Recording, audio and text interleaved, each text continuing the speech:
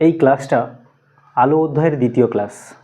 আগের অধ্যায়ে আলোর প্রতিফলন এই ধর্মটা কিভাবে ঘটে সেইটা ব্যাখ্যা করেছি। আজকে আলোর প্রতিফলন হয় সাধারণত আমরা জানি সমতল দর্পণে, এইটা আমরা সাধারণত জানি। এবং আজকে যেটা জানবো এটা হচ্ছে গোলীয় দর্পণ জানবো, যে গোলীয় দর্পণেও কী হয়, আলোর প্রতিফলন হয়। এবার আমাদের ওই গোলীয় দর্পণ চিনতে হবে, বা সমতল দর্পণ এবং গোলীয় দর্পণ এর মূল পার্থক্য কী এটা একটু জানবো। দেখো, সমতল দর্পণ যেটা, ঠিক আছে, তো সমতল দর্পণের ক্ষেত্রে প্রতিফলক তল যেটা হয়, মানে আলো যেখানে এসে আপতিত হয় এবং যেখান থেকে প্রতিফলিত হয়, ওই যে তলটা, ওই যে মসৃণ তলটা সাধারণত আমরা কী ব্যবহার করি, কাঁচ ব্যবহার করি, ঠিক আছে।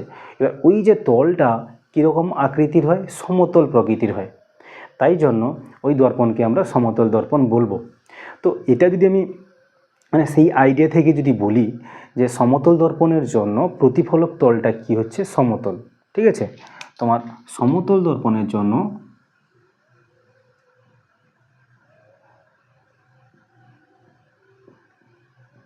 সমতল দর্পণের ক্ষেত্রে তোমার প্রতিফলক তলটা কি হচ্ছে,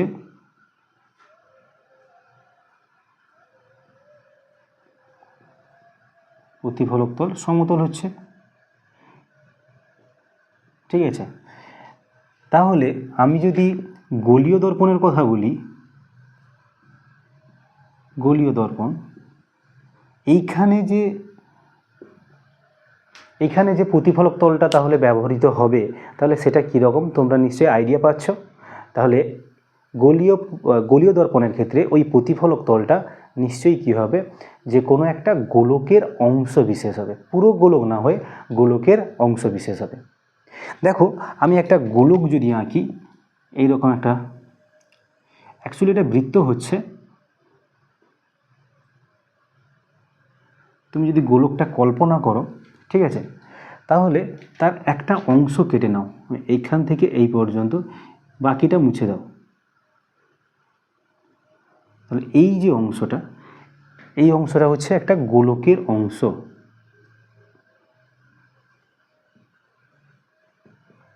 গোলকের অংশ। আরও যদি ভালো করে বুঝতে চাও, তাহলে যদি বাড়িতে প্লাস্টিকের বল থাকে, তাহলে ওই বলের একটা অংশ কেটে নিবে, ঠিক আছে। তাহলে ওই অংশটা ওই বলের অংশ, এবং যে অংশটা কাটলে ওই অংশ যেরকম দেখতে হয় ওই রকমই কিন্তু গোলীয় দর্পণ। মানে তার যে তলগুলা কিন্তু তোমার সমতল হয় না, ঠিক আছে। একটা ভেতরের অংশ সেটা গভীর অংশ থাকে, আর উপরের অংশ সেটা উঁচু অংশ থাকে। এটা অবশ্যই তোমরা বাড়িতে যদি বল থাকে তাহলে অবশ্যই করে দেখবে, ঠিক আছে, তাহলে ঠিকঠাকভাবে আইডিয়া তোমরা পাবে। তো এখানে এই যে প্রতিফলক তলটা যদি গোলকের অংশ হয়, মাস্ট বি, ঠিক আছে, প্রতিফলক তলটা যদি কার অংশ হয়, গোলকের অংশ হয়, তখন তুমি সেই দর্পণটাকে কি বলবে, গোলীয় দর্পণ, ঠিক আছে। তাহলে এটা ক্লিয়ার হলো যে গোলীয় দর্পণের ক্ষেত্রে প্রতিফলক তলটা একটি গোলকের অংশ হয়। ওকে, এবার তুমি এই গোলকের যে অংশ দেখছো, এখানে যে তলটা দেখতে পাচ্ছ, এই তলটা কিন্তু দু ধরনের হচ্ছে। এই ভেতরের যে তলটা, এটা কিন্তু একটা গভীর অংশ, আর বাইরের যে তলটা তুমি দেখো, ওই বাইরের তলটা কিন্তু উঁচু অংশ। এই জন্য এইখানে তলটা দুরকম হওয়ার জন্য দর্পণও কিন্তু তোমার কি হয়, দু রকমের হয়। গোলীয় দর্পণ সাধারণত দু রকমের হয়। ফার্স্ট যেটা, সেটাকে বলা হয় অবতল দর্পণ, একটা অবতল দর্পণ হয়, আর একটা উত্তল দর্পণ হয়। একটা অবতল দর্পণ আর একটা উত্তল দর্পণ।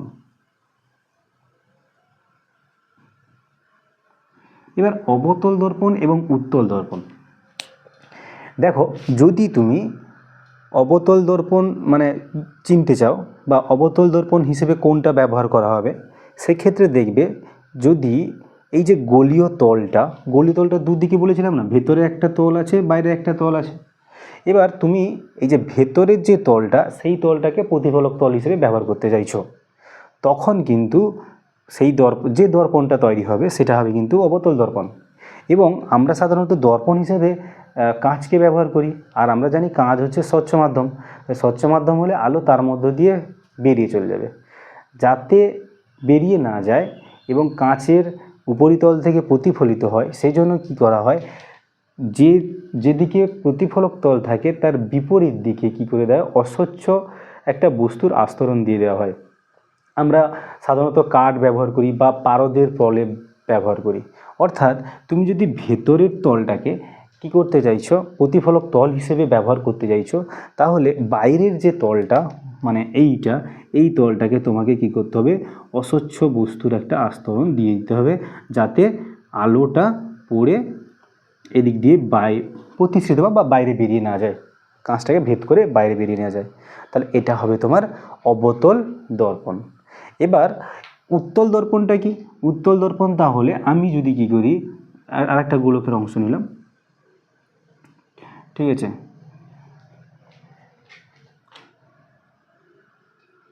গোলকের অংশ নিলাম। এবার কি করব, এই উঁচু অংশটাকে আমরা প্রতিফলক তল হিসেবে ধরব।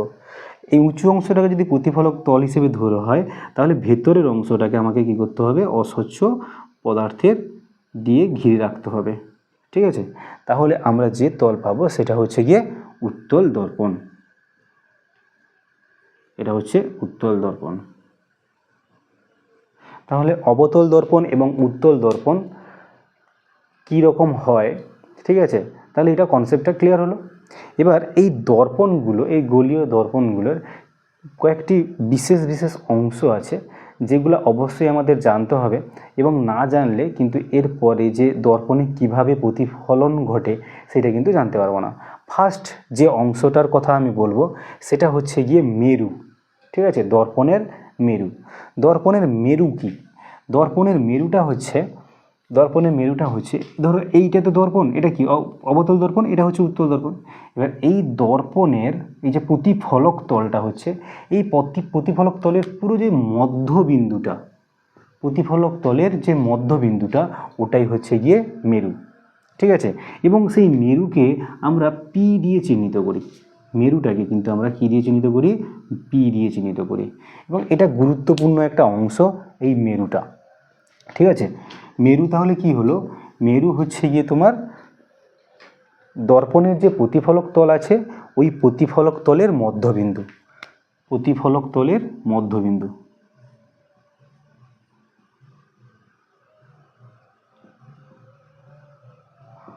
প্রতিফলক তলের মধ্যবিন্দু হচ্ছে পি, মানে মেরু। ঠিক আছে, এবার যেটা জানবো বক্রতা কেন্দ্র। কি জানবো? বক্রতা কেন্দ্র, যাকে আমরা সি দিয়ে চিহ্নিত করি। তো গোলীয় দর্পণ মানে একটা গোলকের অংশ। ঠিক আছে, এবার গোলীয় দর্পণ যেহেতু গোলকের অংশ, অবশ্যই গোলকের একটা কেন্দ্র থাকে। তাহলে এখানে এই যে অংশটা, এটা অবতল দর্পণ, এটা উত্তল দর্পণ। ঠিক আছে, এই যে অংশগুলার একটা কেন্দ্র থাকবে। ঠিক আছে, সেই কেন্দ্রটাকে তুমি কি বলবে? বক্রতা কেন্দ্র। মানে তাহলে আমরা যে দর্পণটা মানে উত্তল দর্পণ বা অবতল দর্পণ জানলাম, এরা তো এক একটা গোলকের অংশ, এবং প্রত্যেকটা গোলকের কি থাকে? একটা করে কেন্দ্র থাকে, এবং সেই কেন্দ্রকে আমরা কি বলবো? বক্রতা কেন্দ্র। তাহলে এর বক্রতা কেন্দ্র হবে, তাহলে এই যেটা কেটেছিলাম গোলকের অংশ, তার যে ভেতরের যে কেন্দ্রটা, সেটা হচ্ছে বক্রতা কেন্দ্র। এর ক্ষেত্রেও সেই সেম। ঠিক আছে, এটা হচ্ছে বক্রতা কেন্দ্র। তাহলে বক্রতা কেন্দ্র মেরু পাওয়া গেল। এবার যেটা জানবো প্রধান অক্ষ।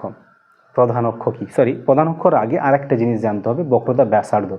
বক্রতা ব্যাসার্ধ কি? তাহলে সেই সেম। তো দর্পণ গোলকের অংশ হয়, গোলকের যেমন কেন্দ্র থাকে তেমনি গোলকের ব্যাসার্ধ থাকবে। এক্ষেত্রে সেই গোলকের ব্যাসার্ধ হবে দর্পণের বক্রতা ব্যাসার্ধ। কি বললাম, বুঝতে পেরেছো? তো এইখানে একটা কোশ্চেন আসছে, তাহলে আগে এটা লিখে দিই। তাহলে গোলীয় দর্পণ মানে এই যে গোলকের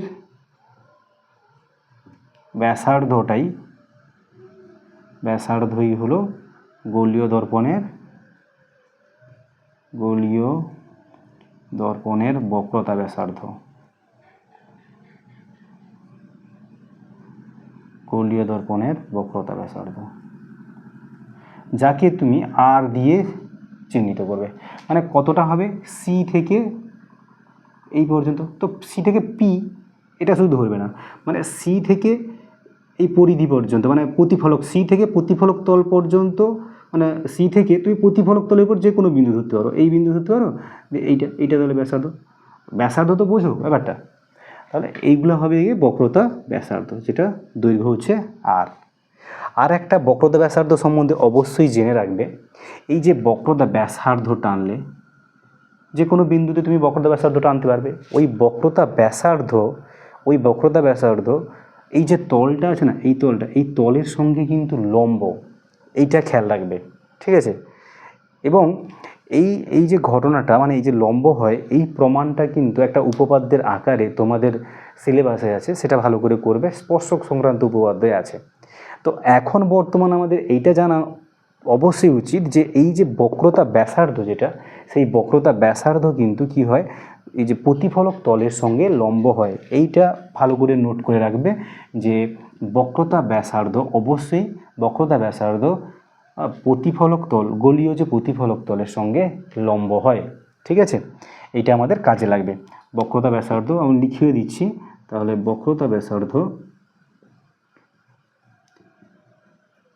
প্রতিফলক তলের সঙ্গে লম্ব হয়, মানে অ্যাকচুয়ালি এ কী কাজ করে, অভিলম্বের মতো কাজ করে। বক্রতা ব্যাসার্ধ অভিলম্বের মতো কাজ করে, হলো। তাহলে বক্রতা ব্যাসার্ধ হলো। নেক্সট হচ্ছে প্রধান অক্ষ, যেটা খুব গুরুত্বপূর্ণ অংশ। প্রধান অক্ষ হচ্ছে একটা কাল্পনিক সরলরেখা, যে সরলরেখাটা অবশ্যই বক্রতা কেন্দ্র এবং মেরু দিয়ে যাবে, ঠিক আছে। এমন একটা সরলরেখা যেটা কি হবে, বক্রতা কেন্দ্র এবং মেরু দিয়ে যাবে, সেটা হবে প্রধান অক্ষ, ঠিক আছে। আর একটা উন্মেষ বলে একটা আছে, উন্মেষটা হচ্ছে গিয়ে প্রতিফলক তলের দুটা যে প্রান্ত বিন্দু আছে তার মধ্যবর্তী দৈর্ঘ্যটা হচ্ছে উন্মেষ, ঠিক আছে। তো সবগুলা অংশকে আমি একটা ছবিতে এঁকে বোঝাই। দেখো সবগুলো অংশকেই আমি দেখাচ্ছি, তো আমি অবতল দর্পণের ক্ষেত্রে দেখাচ্ছি, ঠিক আছে। এইটা অবতল দর্পণ তখনই হবে যখন তুমি এর পেছনে এই অস্বচ্ছ অংশটা চিহ্নিত করবে, ঠিক আছে। ফার্স্ট হচ্ছে মেরু হচ্ছে দর্পণের প্রতিফলক তলের মধ্যবিন্দু, যাকে আমরা পি দিয়ে চিহ্নিত করব। তারপর হচ্ছে বক্রতা কেন্দ্র হচ্ছে এটা একটা গোলকের অংশ, সেই গোলকের কেন্দ্র হচ্ছে বক্রতা কেন্দ্র, যাকে আমি সি দিয়ে চিহ্নিত করব। বক্রতা ব্যাসার্ধ ওই গোলকের ব্যাসার্ধকে বলবো, সেটা এটাও হতে পারে সেটা থেকে আর দিয়ে চিহ্নিত করব, এটা দূরত্ব, এটা কোনো বিন্দু নয়। এরপরে আমি বলবো প্রধান অক্ষ এমন একটা সরলরেখা যেটা তোমার বক্রতা কেন্দ্র এবং মেরুর মধ্য দিয়ে যাবে, ঠিক আছে। এই কয়েকটা অংশ, এই অংশগুলো তোমাকে অবশ্যই জানতে হবে, এবং আরও একটা অংশ আছে, সেটা পরের ক্লাসে করাবে। এবার দেখো অংশগুলো তো জানলাম, এবার জানবো এই তলে আলো যদি আপতিত হয় তাহলে প্রতিফলিত কীরকম হবে, ঠিক আছে, সেইটা একটু দেখতে হবে। তুমি দেখো এটা কি দর্পণ, এটা হচ্ছে অবতল দর্পণ, ঠিক আছে। এবার এই অবতল দর্পণে আমি একটা আলোকে আপতিত করব। তো আমি ধরে নিলাম একটা আলো এই বিন্দুতে আপতিত হলো, ঠিক আছে, এই বিন্দুতে আপতিত হলো।